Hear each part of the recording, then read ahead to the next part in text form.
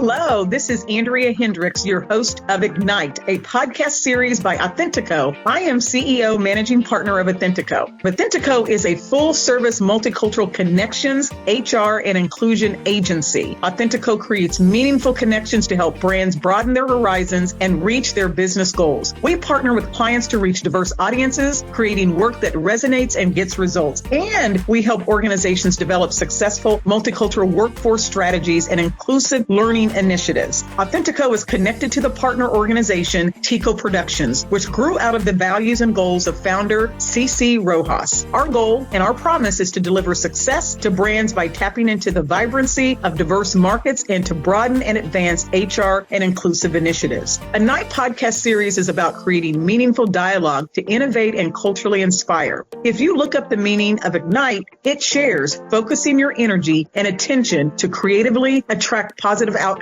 for your life or your business. This episode will focus on industry perspectives from the top, and I'm super excited to have an amazing leader with me today. Let me tell you more about her. You can stay in tune with Authentico on our social media channels, Facebook, LinkedIn, and Instagram. So joining me on this episode is Meredith Rose, President and CEO of Cornerstones of Care. Meredith is a transformative nonprofit leader and equity-driven CEO of Cornerstones of Care, a 156-year-old behavioral health organization serving more than 16,000 youth and families each year across Missouri and Kansas. Under her leadership, Cornerstones of Care has embedded a culture of belonging through its welcoming, inclusive, diverse, and equitable wide framework, strengthening workforce retention, reducing operational disparities, fostering restorative practices in Missouri and Kansas, foster care programs, and increasing spending with historically underrepresented businesses by more than 500%. And we're going to learn more about that in just a moment. But I also want to share with you, she is a former Chief People Officer, Public Education Administrator, and FEMA Disaster Response Operations Leader. She brings a people-first philosophy grounded in trauma responsive care, accountability, and shared healing. And she has received numerous recognitions, one by the Kansas City Business Journal in 2024, Woman Who Means Business. So we will get into all of that, but I'm super excited to have you with us today, Meredith. You continue to model the way. You continue to champion what is right for all communities in this region. Welcome to Ignite. How are you doing?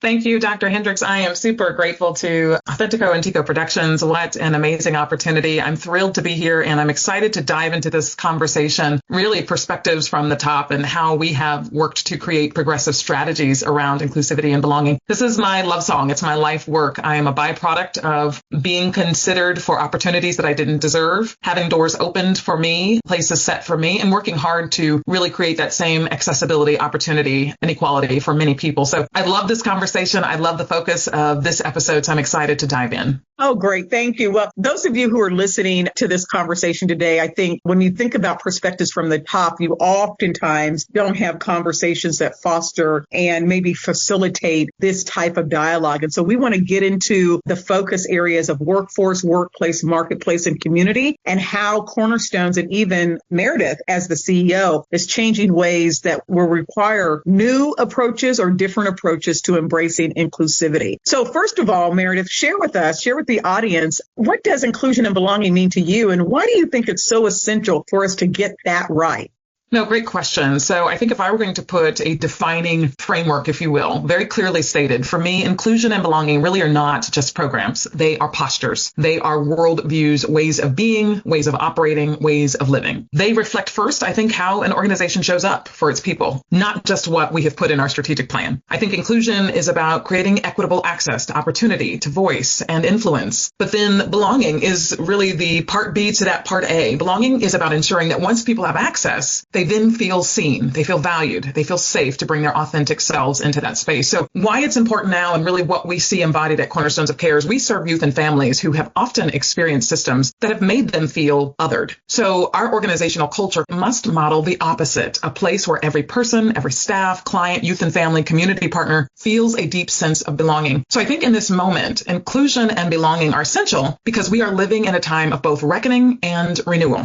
I think reckoning by definition is we are really coming to grips and to grasp with the inequities our systems have perpetuated for years, if not centuries. But then we are renewing our shared humanity through intentional practice. So honestly, what I think is missing right now from that conversation is courage. It takes a lot of courage to be in this seat, in this role, to speak up, to ask the hard question, to unpack the data, and so on. And it's the courage for leaders really to name what's uncomfortable, to move beyond performative equity, and to really do that work of shifting power, shifting privilege, shifting perspective. Well said. Yes, I agree with you. Before we move on, I think there are two things that I want to highlight with the audience that you shared. One, humanity. And simply put, and you gave a great overview of that. It's showing that kindness, the compassion and respect for all. And so humanity is, to me, a foundational practice and principle that allows you to move past the othering and the breaking to get to belonging. So thank you for breaking that down for us. And then I think the other thing that you shared, which really resonates well with me, and I hope others who are listening, is courage. There's a study out, there's many research studies out about inclusive leadership and how individuals are trying to position themselves to be known as inclusive leaders. And they talk a lot about in that research about emotional intelligence. They miss talking about cultural intelligence and how important not only having emotional regulation, but cultural regulation. And I think this belonging and inclusivity piece taps into that. But a part of that getting from emotional intelligence to cultural intelligence is the courage. You have to have the confidence and the courage to do that. And you shared one of those traits that are so needed to become an inclusive leader. You have to have humanity perspective, but also courage. So thank you for giving us two kind of capabilities or characteristics that we need to continue to hone and work on in this space. Any thoughts on that? And then as you continue to share, what does this space look like for you from your perspective? Are we moving the needle on that? Are we stuck? Are we pioneering, progressing? What's your perspective on that? Yeah. And going back just briefly to your concept of courage, I think, it is the underestimated, understated best trait that we have in that sense of humanity. And sometimes it's often untapped. We go through trauma ourselves, whether it be social, racial, community, workforce trauma. And by design, we are human beings and we grow, shift, and change every time we build some resilience. We get fortified based on what we learned in that experience. And that's supposed to be the composite, the fuel that gives us the courage to be able to have the hard conversation, to take our learning with us and to translate that into leadership. So if I think about the space right now from my perspective and specifically what we do at Cornerstones of Care, I'm talking about the human services and behavioral health sector. So by nature, it is deeply operational. And so we have to embed, not just create plans and initiatives and training, but we have to embed equity into how decisions are made, not just what decisions are made. So it is really about unpacking all the layers, asking a lot of what if questions about who's represented, who's not at the table, who could be impacted. There is just a broad range of, you can never ask too many questions, I think, when you're talking about embedding equity. So when I became CEO, one thing I'm really proud of is we intentionally reframed what was a traditional DEI initiative, learning, if you will, foundation creation efforts, and we translated that really into wide. And so as you mentioned earlier, that stands for welcoming, inclusive, diverse, and equitable. So I think if we think about our order and prioritization, the word welcoming came first for a reason. It is the door through which belonging enters. I think that's a concept that all leaders must get. And so from there, we've really worked to hardwire and really rewire inclusive practices into everything from procurement, as you mentioned in my bio, and vendor diversity to talent recruitment, leadership development, and policy language. And what it does is that's very strategic and it's intentional. So it removes bias and it uplifts belonging. And so what I love about our foundation is you will hear us talk a lot about our sanctuary certification being a trauma-informed and trauma-responsive organization. That framework is all about creating psychological and emotional safety. So you can't talk about inclusion if you don't first make people feel safe. So for us, it was how do we create equal footing and platform with those two concepts that just as anchoring and foundational as sanctuary, our wide will also be equally anchoring and foundational to how we think, how we lead, how we look, the lens through which we operate and consider, the questions we ask, and how we really formulate that into policy and practice shift.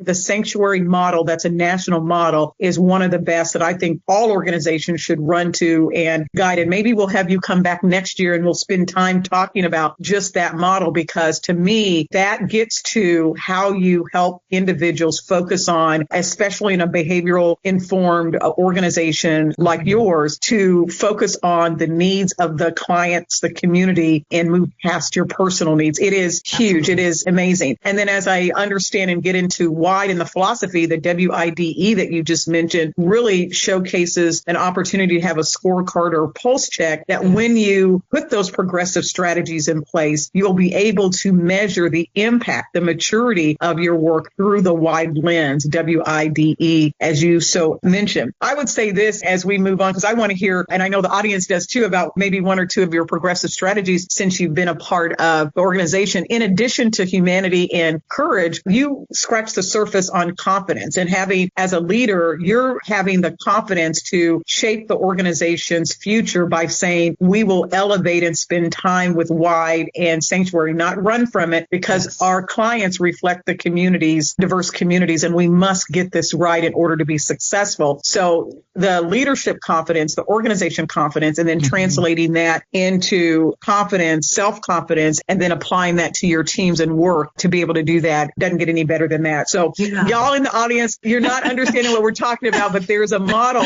Gleam at least best practice, that they're using models to guide the work. So share with us a progressive strategy that kind of is connected to WIDE or connected to a project or mission that you're working on that you think the audience would want to know more about. Your choice, your choice.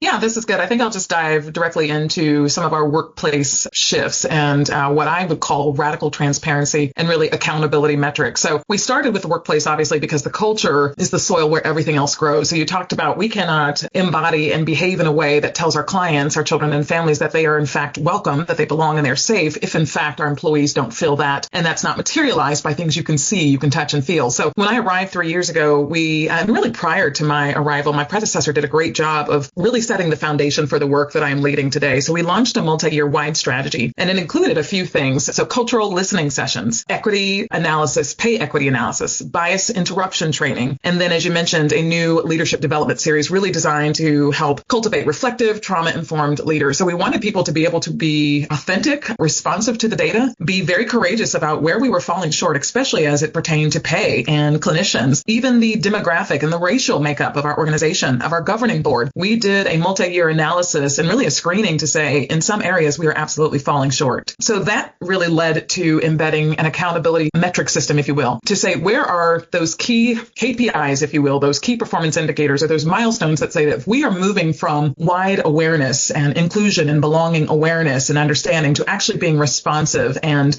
actually being WIDE embodiment, it needs to be infiltrated, if you will, in everything that we do. So those accountability metrics fell into performance reviews to ensure that inclusivity wasn't just optional, it was expected. We created scorecards and dashboards for our governing board to say, why don't we have more persons of lived experience, of color, of different races and genders and background, and attacking that data and really asking ourselves the story behind the numbers and where we were. But one of our most progressive shifts, I think, as I mentioned, was introducing this concept of radical transparency. And that was really inviting our staff into real conversations about organizational change, our performance gaps, our hard truths. One of the things I started with our WIDE community were these roundtables with our executive leadership team. And, we partnered initially with a consultant to really paint the picture and the stage of what WIDE meant. But then we stopped talking and we asked them questions. We asked them to fill in the silence and the whiteboards and give us their unfiltered read about some of those hard truths. And what we found, again, as I mentioned, when we talked about pay equity, when we talked about training and the WIDE approach to training at all levels, when we talked about cultural celebrations, when we talked about what restorative care looked like and self-care for our employees, we found that we had strategies and opportunities that we were just not using well. So one I'm extremely proud of, it was brought upon by the pandemic, but we decided to continue it on for a WIDE, inclusive, if you will, prioritization, and that was our unlimited time away. We found that if we set a standard of high grace, high trust, but high accountability, that we could empower and support people with taking the time off that they need, giving them the equivalent. If they had taken every single day of the year off, they started with that day. So we led in with asset. You have more, you have surplus. We trust you enough to deliver based on KPIs, performance, expectations, and results. And then we would walk alongside you in a WIDE and sanctuary way if you were falling short, if you had a moment or a life event where you really needed to tap into that unlimited time away. But we bookended, if you will, high expectation with that high sense of inclusivity and accessibility and care for our staff. And what we saw by data, I think we immediately saw a reduction in our vacancy rate. Within the first 2 years, we had reduced our vacancy rate by more than 50%. Year over year, we saw retention rates that were well over 93%, which had not happened really in the last decade or so. And then the one I'm most proud of in our annual employee employee experience survey, we started asking folks to really talk about the wide feeling. It's one thing to say it in practice and put it on the website. It's another thing. Do I believe my supervisor and my organization are committed to and are being welcoming, inclusive, diverse, and equitable? We saw that grow from a 92% to a 94% to a 96%. So the data is telling us the story that the things that we've put into place are being felt, they are making the difference, and they are giving our staff the space and the grace to heal, to be well, to be seen, but again, also to be held to high standards of accountability and service delivery excellence. Well, I think one of the things that I have through the conversations we've had, and certainly what you've shared today, is your organization is a regional organization. It's not just the greater Kansas City for listeners. Go out and look at their site and learn more. But you have a bi-state and regional that touches communities, not just in the 50-mile radius and families. And so the impact of understanding inclusivity and belonging, it's not an urban focus or suburban focus. It's a rural focus. It includes, and you really reflect what our communities should reflect in general, but the work that you do touches well beyond where you work and where you live. And you can see that come to play. You talked about several powerful project initiatives. And so what I'd like to maybe shift to, because I think many in the audience are writing down and taking notes right now, is how do you advocate as a leader for inclusivity? I think you talked a little bit about being intentional that this is what we're going to do in this house at this time because it matters. It makes a difference. How do you advocate for that and bring others along? And what advice, do you have for those listening on how to really advocate for that? Yeah, this, Dr. Hendricks, is one of my favorite questions because it starts with me. It's what am I willing to do in terms of a standard of accountability for myself? You advocate by being proximate, being close enough. Leaders have to be close enough to see inequities in real time. Not only do they have to be close enough, they have to be humble enough to listen. And then the last thing I would say is they have to be brave enough to act. So it goes about proximity, humility, and bravery. That's my 3 sweet spots. So at Cornerstones of Care, I think advocacy for us looks like reviewing every policy and process through an equity lens. And we don't do it just one time because it was the year of the equity conversation or what have you. There are a lot of funders and people who support our work, from state governments to foundations. So there's a large fabric of compliance that we already have to operate through and to. And I really embody and uplift for my staff that I want that same level of accountability for compliance to be a felt, courageous, must do, have to do, driving imperative when we talk about inclusivity in the workplace. It is a non-negotiable for this house. So it's choosing to expand leadership pathways for underrepresented staff. It's about being intentional about vendor diversity and ensuring our dollars reflect our values. And then, as we talked about before, it's about modeling sanctuary, acknowledging that when we miss the mark, we are committed to repair. One of the first things we did when we launched our new 3-year strategic plan, we have not done this previously prior to 2023. We said we are going to have aspirational statements, and they're not just KPI performative goals. They will be qualitative, anecdotal, really kind of micro ethos, if you will, of what we commit to do, how we commit to be seen, perceived, and received by the community that we are trying to partner with. And one of those very clearly said we will not continue to do any harm, contribute to harm, or perpetuate harm. And when we said that blanket, that then meant that we have a responsibility to look at all the different verticals of harm: pay equity, vendor choice, where we spend our money, who we train with, what are we training? And we did that hard work and are still doing that hard work. So those would be the 3. Advocacy really isn't a moment. It's got to be a muscle. It's a heart muscle. It's a brain muscle, and it strengthens every time we use it to lift others and take that lift to every piece of what our operation touches. So be close enough, be humble enough, and be brave enough to act. Thank you for that. Well, when we get to this time of the program, I wish we could extend it a little bit longer, but we are at the close of our episode. So I've got one more thing that I would like you to share with the audience. I know for sure this insightful perspective was well received, but I'd like to give a takeaway. And I always ask someone to share their favorite book, their favorite article, a tip or a resource that they would like to give those listeners. So what's your favorite best practice article, book, or tip or resource? What do you have for us today? Yeah, so 2 quick ones. I think the resource that really has profoundly shaped our team's thinking is The 4 Stages of Psychological Safety by Timothy Clark. I like this because it really gives a practical roadmap, really for moving from inclusion to innovation. So it really talks about how cultures of belonging can lead to creativity and accountability. So from a business lens or an operational lens, it really creates that value-based proposition, if you will. And so that I know a lot of organizations, particularly for-profit or those who are not in the health and social services space, really have a difficulty making that linking, the 4 stages of psychological Medical Safety by Timothy Clark would be one. And then the second, I'm always a Brene Brown fan. Dare to Lead really transformed my thinking 10 years ago. And her framing around rumbling with vulnerability. She talks about rumbling in the arena. And that's what we do every single day. And that is really the linchpin. It's the foundation of inclusive leadership that's required to do inclusivity and to really build capacity in this space. Well, there you have it. Meredith Rose, CEO of Cornerstones of Care, has just shared with our audience great nuggets that we can glean for industry best practice approaches on this very topic. Thank you so much. I want to take the moment to thank you for listening and encourage you to continue to climb in this space. It matters. It makes a difference. We look forward to having you engaged in future programs. See you next time. Go out and ignite your possibilities.